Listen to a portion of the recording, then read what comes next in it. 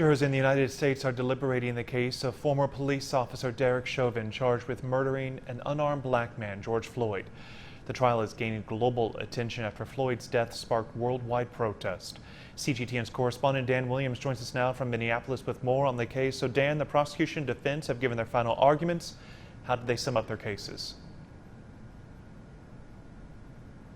Yeah, this was really a last pitch, if you like, from both the prosecution and the defense, really to just try and tie together all the various different strands that they perhaps presented over the course of the last few weeks. For the prosecution, the message was clear, telling the jury, use common sense, that Chauvin betrayed the police badge, and telling the jury, as they told, once again brought in those images, those powerful images of George Floyd being killed, to believe your eyes. The defense attorney, on the other hand, Eric Nelson, during his lengthy closing arguments, it has to be said, saying that Chauvin did not use excessive force, using force that is legal, permitted in the Minneapolis Police Department. Also saying that Floyd, if he only complied, he'd still be alive today, and that the cause of death were down to other factors. We also heard from Judge Cahill, some instructions for him to the jury. Of course, it all comes now down to the jury. What are they going to decide? How are they going to rule on this case?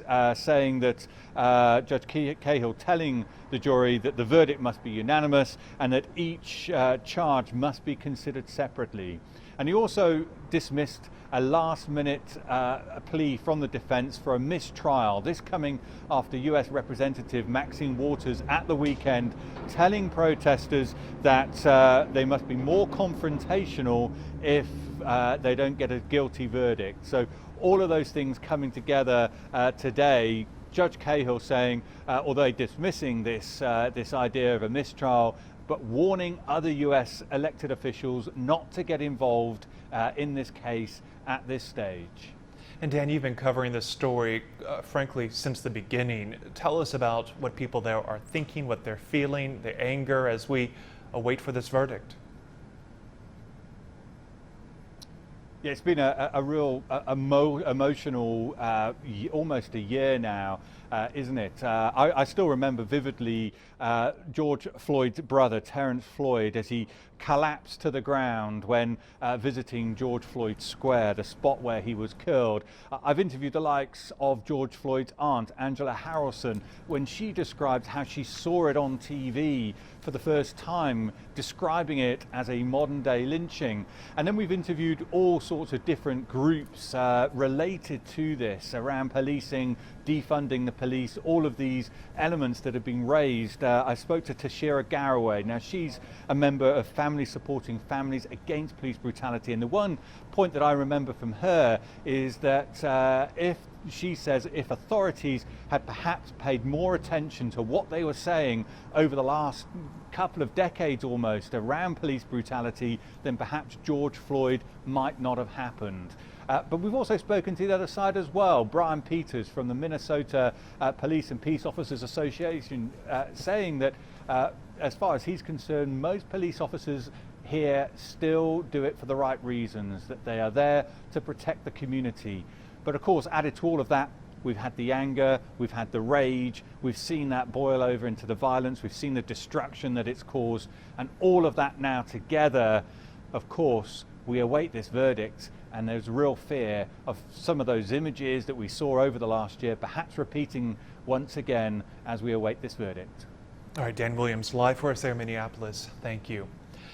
Let's bring in now Edward Lehman. He joins us live. He's a managing director at Lehman, Lee & Shue. That's a legal practice specializing in international law with offices in Hong Kong, and that's where he is. So good to have you with us on the show.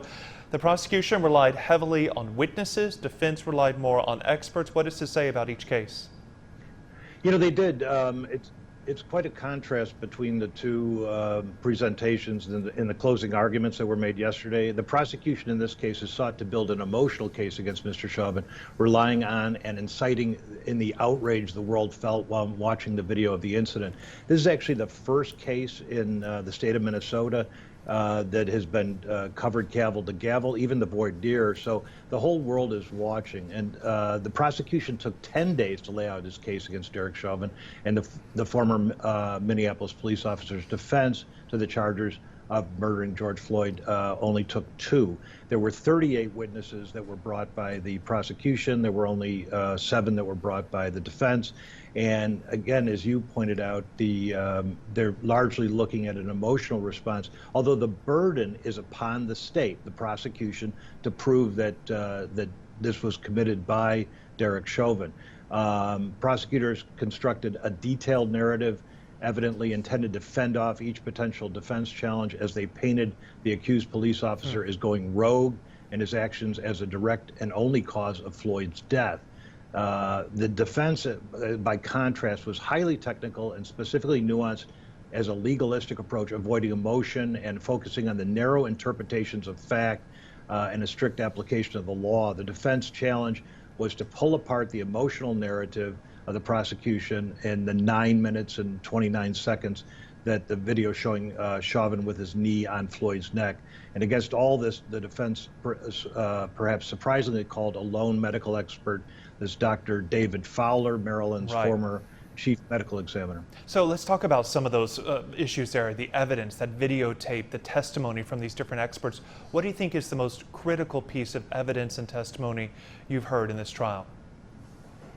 Well, certainly the medical examiner saying that there could have been other reasons why that are undetermined as to why George Floyd passed away, and all the defense needs is a reasonable doubt, a very narrow interpretation to be able to get off. Remember, the burden is on the prosecution and not on the state, although this is extremely heated.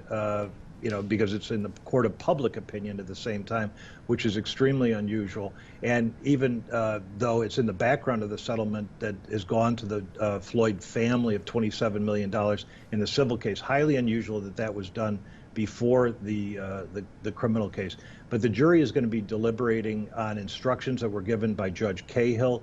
That the instructions were about 20 minutes long, and they had to do with really the legal parameters upon which they can bring back their verdict. Remember that it has to be unanimous, and there are 12 folks in the jury, among them 6 whites, 4 blacks, and 2 multiracial. And they are going to have to unpack all that was in front of them and then follow the instructions of Judge Cahill in order to make a determination. So as the jury unpacks all this information, all this evidence, all this testimony, how long do you think it'll take for the jury to reach a decision? And walk us through the possible outcomes here. Okay, so there's no time limit on the jury deliberations. I mean, we can take a look at a couple of other instances. In 2017, jurors deliberated for 5 days before finding St. Anthony police officer Geronimo Yanez not guilty on all charges of second-degree manslaughter. There's 3 pending counts against Derek Chauvin. The first is second-degree murder, the second is third-degree murder, and the fourth is second-degree manslaughter. There could be some 40 years plus fines if he's found guilty on all charges. And so they're going to be sequestered in a hotel. And basically, Judge Cahill told them to prepare for the worst and hope for the best with regards to deliberations, and to be able to take a look at that. So the outcome is in the hands of the jury right now. That's the way we do it in the United States, and the whole world again is waiting for that outcome to happen once the jury deliberates. And there have been some cases that have come back as quickly as 11 hours, and another police shooting back in 2019. That was also when Minneapolis police officer Mohammed Noor's murder trial happened, and they reached a verdict in 11 hours. All right, we'll see what the jury decides. Edward Lehman with Lehman, Lee, and Shue, thank you for your time. Well, George Floyd's death wasn't the first flashpoint for race and policing in the United States. The anger goes back centuries. CGTN's Jim Spellman delves into the history. Policing in what is now the United States began with so-called slave patrols in the 1700s. Informal posses formed to round up enslaved people who escaped. Even after slavery ended in the 1860s, police continued to focus on African Americans, often arresting free black men for petty crimes and using them for prison labor. You have now this hyper concern about black people without masters. So what would these black people be like? And many people feared that black people would become lazy, criminals. Into the 20th century, police forces became more professional and organized, but still often focused on enforcing so-called black codes and Jim Crow laws, all aimed at limiting the freedom of black Americans. The problem of policing is a problem of American identity and American political culture. This is a pervasive systemic phenomena that is written into the very idea of the society and then manifest in all kinds of institutional and cultural ways. By the civil rights era of the 1960s, police interactions with African Americans sparked deadly riots in the Watts section of Los Angeles, in Detroit, and in other cities.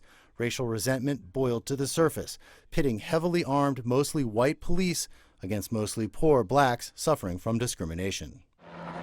After a high-speed chase in 1991, police in Los Angeles brutally beat Rodney King. Can we all get along? 4 officers were charged, but all were acquitted. Protests turned violent. More frustration over a criminal justice system many see as stacked against African Americans. The Rodney King case began a new phenomenon: police interactions caught on camera.